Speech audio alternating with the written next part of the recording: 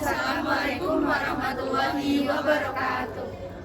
Kami dari kelompok 4 Trombel 2C akan menampilkan video edukasi mengenai karbon tetraklorid sebagai bahan penipisan lapisan ozon dengan mata kuliah Dasar Kesehatan Lingkungan Program Studi Kesehatan Masyarakat. Selamat menyaksikan!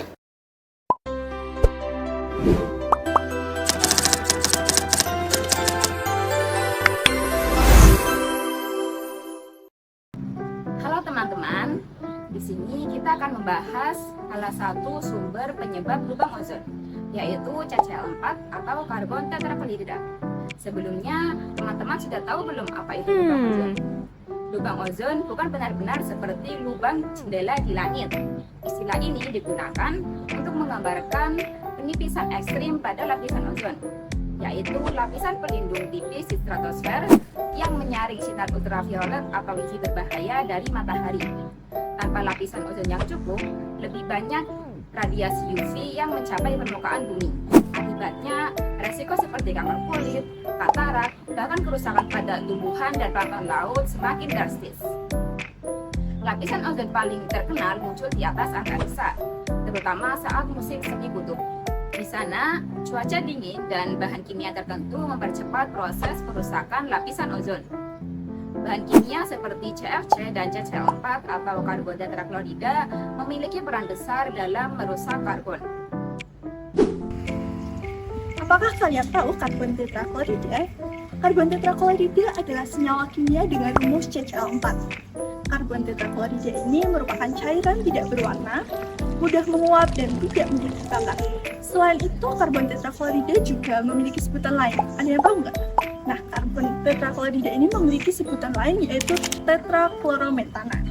Selain itu, karbon tetraklorida juga memiliki bau yang khas. Baunya seperti kloroform.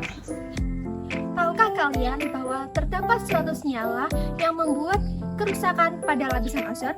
Nah, senyawa apakah itu? Senyawa itu adalah karbon tetraklorida atau CCl4. Karbon tetraklorida adalah salah satu dari bahan kimia yang dapat membuat kerusakan lapisan ozon. Karena ketika CCl4 terurai di stratosfer, maka ia akan mengeluarkan klorin. Nah, klorin itu sendiri membuat kerusakan pada lapisan ozon. CCl4 menyumbang 10-15% dari bahan kimia penyebab kerusakan lapisan ozon. Sama halnya seperti satu korek api kecil yang dapat membuat kerusakan besar, satu molekul CCl4 dapat menyebabkan ribuan kerusakan pada ozon. Yang selanjutnya kita akan membahas tentang produk-produk apa aja sih yang menggunakan karbon tetraklorida atau CCl4.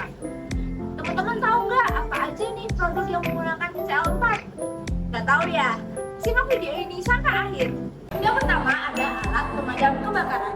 Di cairan alat pemadam kebakaran ini mengandung karbon tetraklorida atau CCl4.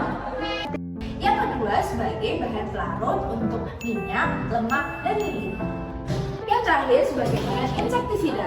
Tapi produk yang mengandung CCl4 ini sudah tidak digunakan ya, karena berbahaya bagi lingkungan. Karbon tetraklorida terbuat dari bahan awasi, jadi karbon tetraklorida diproduksi secara industri melalui proses klorinasi karbon sulfida pada suhu 105 sampai 130 derajat Celcius. Selain itu, karbon tetraklorida merupakan produk samping dari produksi diklorometana dan kloroform melalui reaksi kimia tertentu. Jadi bahan dasar dari karbon tetraklorida sendiri yaitu karbon sulfida dan klorin.